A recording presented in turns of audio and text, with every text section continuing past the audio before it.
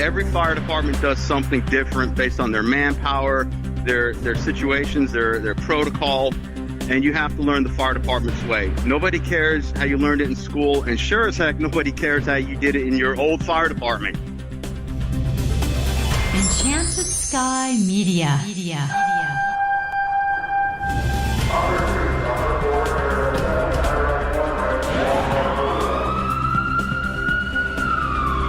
From the Federal Resources Studio, this is Code 3, the Firefighters Podcast, hosted by award-winning journalist Scott Orr. Code 3 features interviews with leading members of the fire service, discussing firefighting strategy, tactics, and other topics you need to know more about. Now, here's Scott. That's right, and I will not let Parkinson stop me. Thank you for joining me again here on Code 3. This is the show for and about firefighters. We're informing and entertaining members of the fire service, just like you, from coast to coast. If you're a probie or you want to be, listen up. Today's guest, Mauro Porcelli, has written a new book titled Surviving the Firehouse. It's a guide to life as a firefighter for newbies, and it's full of real-world tips and advice. Mauro retired from the Orlando, Florida Fire Department with 25 years of experience. He started his career with Marion County Fire Rescue in 1988. At 23, he was the youngest, highest-ranking professional fire officer in Florida, holding the rank of District Commander. And Mauro Porcelli joins me now. Welcome to Code 3. Hi, Scott. Thank you so much for having me on. I'm real excited about this. I truly appreciate it. Well, this is a great book. I've had a chance to take a look at it, and this book has everything. It even has recipes for the probie so they can learn to cook for their crew. What prompted you to write this book? Well, all these years that I was a firefighter, I just saw so many people come through the doors, and a lot of them just were not ready for the firehouse life. They self-destructed. They had a lot of problems. They developed bad reputations. The problem that I had is most of them were really good people, just really, really good people, but they just did not have a guide, just somebody to help them along, because we as firefighters think a lot of the stuff that they're supposed to do is just common sense, but it's not. A lot of this is you have to be taught and told how to do certain things in order to get along and to survive life in the firehouse, essentially. I was impressed with the practical advice you give. Give me some examples of tips for a new guy's first few days at a house. Keep your mouth shut. Just keep your mouth shut. Don't be arrogant. Do more listening and less talking. The problem that a lot of individuals have, they come in there and they try to fit in, which is understandable. We all want to fit in no matter what group we are with. But the problem is they try too hard. They try too hard, and they end up getting themselves in trouble. Their mouth gets them in trouble. If they would just sit there, listen to what people have to tell them, and just go with the flow and don't have an opinion on anything, because you don't have an opinion. So just go with the flow, and you'll be okay. After a while, the crew will accept you. They will accept you. But you just have to just keep your mouth shut. So this would not be a good time to say, well, here's what they taught me in class. No, absolutely not. What they teach you in class to get certified as a firefighter, they're teaching you that to pass the state boards, to pass the state exam. Every fire department does something different based on their manpower, their situations, their protocol. And you have to learn the fire department's way. Nobody cares how you learned it in school, and sure as heck, nobody cares how you did it in your old fire department, which you hear all the time. That's even worse, to say, well, my old fire department, we did it this way. Sure. Yeah, well, they're apt to say, well, why don't you go back there if you did it so much better? That's exactly what they would say. Oh, yeah. So you've included some discussion of where you might want to work, at a large department or a small one. I was surprised at some of the pros and cons. Can you describe them for me? Sure. There's two types of individuals that I've met in the fire department. You have individuals, they're very happy working for a small department. And it used to be the definition of a small department was up to 50 people in the whole department. And then a medium size would be somewhere between 50 and 150 to 200 people. And a large size would be anything above that. And so you have to figure, what is your personality? There is a place for everybody. If you're happy and you want to work in a small town department and not really be that busy, but still want to be a firefighter, that's great. There's nothing wrong with that.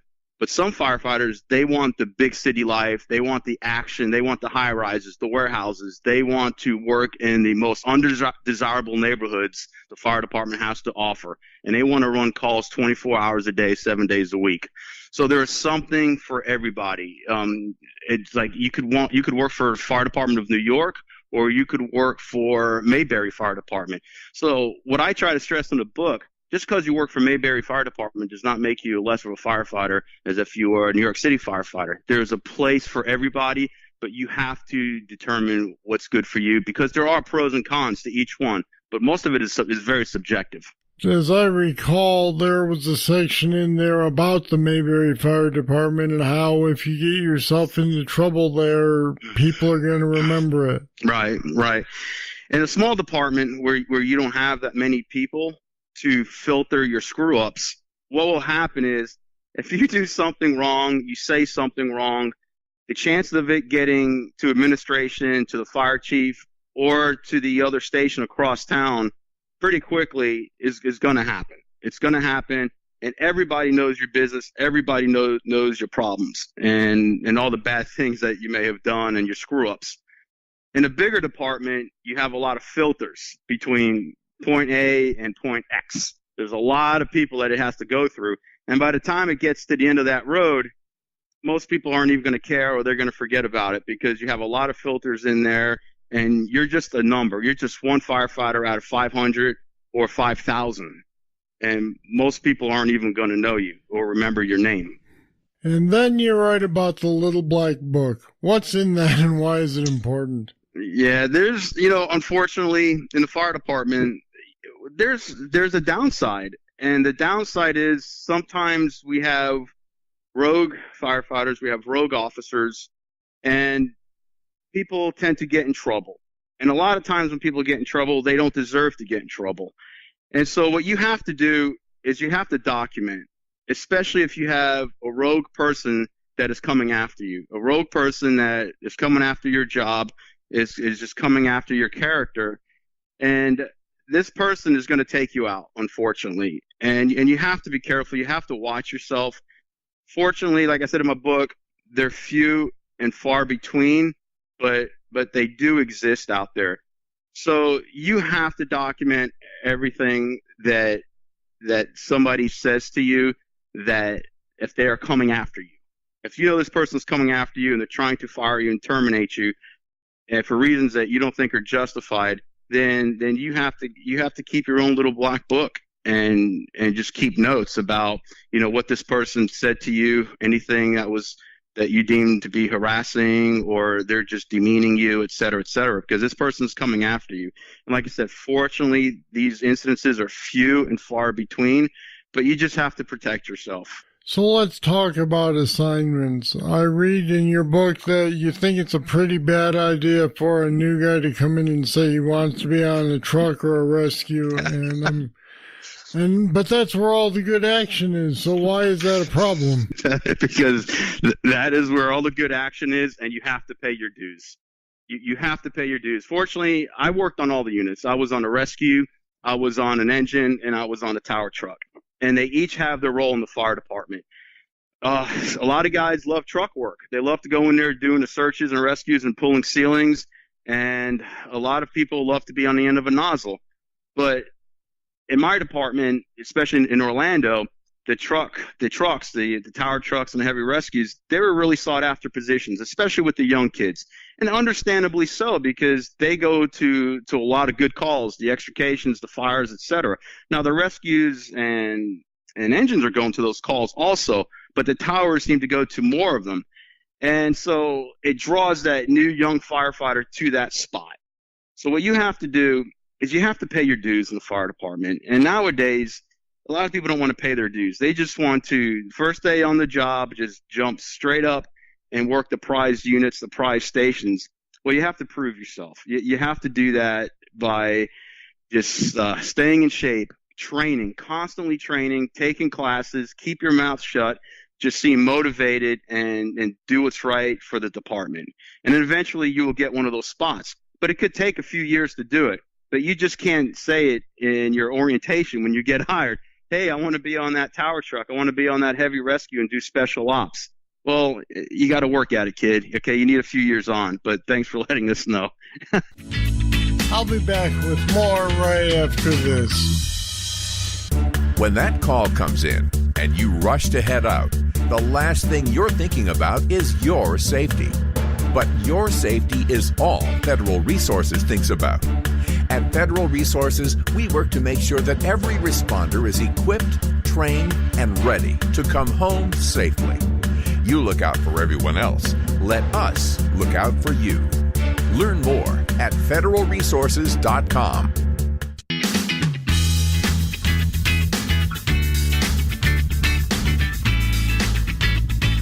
How are probies today different than they were 20 years ago? It's maybe saying it's an issue is too strong, but there's definitely a difference. They want everything now. They want everything now, and a lot of them feel entitled to where they should get that truck spot right now. They should get that station spot right now. They don't feel that they have to earn it, that it will take them a few years to get the credibility and the respect from the crews, from administration, to get some of these coveted spots. And a lot of these millennials, when you talk to them, they tend to not want to take you seriously unless you have something to offer them, such as, hey, I'm an officer on a tower truck, or I'm an officer on this engine company at this real busy station, and then they'll gravitate towards you. I just wish that they would just step back a little bit and just understand how good they have it. Just pay your dues in the fire department. Just do what's right for yourself, for the department, and work your way up to these different positions. And there's no room for egos in someone who's brand new. I know that because I've seen enough of them get beaten down after they showed one. Oh, you're going to get beaten down big time. You're going to get beaten down big time. There is no room for egos. And when you're new, just keep quiet and just learn. Just learn as much as you can and just be a sponge and take everything in. You're not going to agree with everything, because in my firehouse, we had one station, we had almost 30 guys. Another one, we had 10 guys. And everybody had their own opinion on how to do different things, from extricating, a basic extrication, to how to put out a fire, to a pot on the stove. I mean, everybody had an opinion. Most of them were right, but some guys were just out in left field. But when you're a new guy, like I said, you don't have an opinion on anything. Just sit there and agree with everything. And yes, sir, no, sir, yes, ma'am, no, ma'am, and move on. You know, there are several kinds of these books around, but this one feels like I'm just sitting around the table talking with you. It's very informal, it's very relaxed, and there are sections on just about everything, including how not to lose your job. Right. And so you say this is written from your own experiences. Have you been through the School of Hard Knocks at the fire department, the Fire Academy of Hard Knocks? Oh, sure. Yeah. No, absolutely. Absolutely. Fortunately for me, when I started with Marion County, it was a young department, a new department, and we had a tremendous amount of growing pains, a lot of growing pains. And it wasn't really that big of a department. So everything you did was under a microscope. And I was young, just out of high school. I got promoted really fast. And they gave the test. I took the test, did exceptionally well in it, and I got promoted. And I got the golden badge and bugles. I'm like, ooh, now what do I do? And so there was a lot of growing pains. I mean, I made a lot of screw-ups, and I said a lot of things and did some stuff that I probably should not have done. But what really helped me, honestly, is when I left that department, I went to the City of Orlando Fire Department, which was always my dream department. And I took those lessons with me. And I was determined not to make the same mistakes. And because I took those lessons with me, I had a wonderful career in Orlando. I got along most all of my superiors, all my officers, my chiefs, and most firefighters. I knew how to deal with them. and I knew how to get things done. And most of it is just being respectful by people that are in a room when you're having a conversation with people. And one of the things that I talk about a lot is one of the things in the fire department, when somebody disagrees with something, like, for example, if a firefighter disagrees with the union on what the union is doing, the way that they're negotiating our contract or whatever, well, some of these guys would just blast the union in an open forum, or they would blast the fire chief in an open forum, and they're complaining about this or that or whatever. What I did, if I didn't agree with something that the union did or the way they're doing things or how administration is handling something, whenever I saw these guys at the firehouse, when they stopped by, I would just pull them aside out back where it was one-on-one and have a gentleman's conversation with them. And you'd be surprised of the information that you will get and what you can get accomplished if you're just respectful to people and talk to them in a normal tone of voice and don't put them in a defensive position, especially in a room with a bunch of people. And I learned that the hard way in my old department. And, fortunately, when I went to Orlando, like I said, I took these lessons and it worked. And I just wanted to share this advice with everybody. So tell me now the scariest situation you were ever in your career fighting a fire. Oh, wow. There's a couple of them, actually. There's nothing worse than being deep in a fire, in a warehouse fire, and you're running low on air. You're way back in there, you're running low on air, and you're lost. You can't find your way out. And your bells are going off. You hear other firefighters screaming in the background, and you're trying to find your way out. And unfortunately, when you look over to the right, you see a little glimmer of light. And that light was the outside vent team breaking a window so you can find your way out and jump out of that window. And I've had that happen a couple times, which was scary. Another time, and this one happened many years ago, there was a van that went head on into a tree and trapped a person in the van, and he was trapped from the chest down. Well, 50% of this minivan was engulfed in fire, and this guy was starting to burn up. So I broke the window, jumped in there, and I covered his body with my body, and at the same time I'm trying to put an air pack on him. And it was pretty painful because I'm getting burnt on my back because the flames were coming from the back of the minivan, and I'm trying to protect this guy. And at the same time, my crew on the engine, they're pulling the hose, trying to put out the fire. And so that wasn't fun. But the guy made it. We suffered some burns here and there, but he made it. It was a happy ending, but it wasn't a good feeling at the time. All right, the book is Surviving the Firehouse, A Rookie's Guide to Surviving the Firehouse and Fire Department Life. It's a great book for probies to learn what they need to know before they show up at work.